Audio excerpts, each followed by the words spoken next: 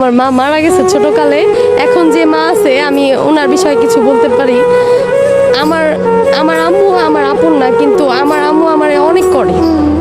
মানে আমি বলতে পারবো যে হ্যাঁ আমার রক্তের না তারপর আমার অনেক করে।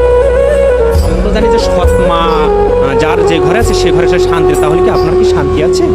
শান্তি আছে কি, এই যে আমি ভালো আছি, মানে আমি একমাত্র আমার আম্মুর জন্যই ভালো আছি। আমার বাবা কিরকম টাইপের যে মানে আম্মু যেটা বলবো ওইটাই তো। মানে মানুষের মা মারা যায় তারপরে যে মানে সৎ মারা অনেক কষ্ট দেয়, আমার আম্মু পুরাই উল্টা। ওই হিসেবে আমি মনে করি যে মানে এই যুগে আমার এমন মা পাওয়া মানে ভাগ্যের ব্যাপার।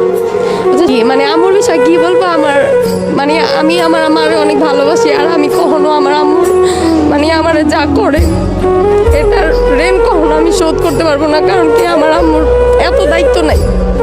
তারপরও দুনিয়াতে কেউ করে না, আমি দেখছি দুনিয়াতে কেউ করে না, লাস্টে আমার মাই আমারে করে।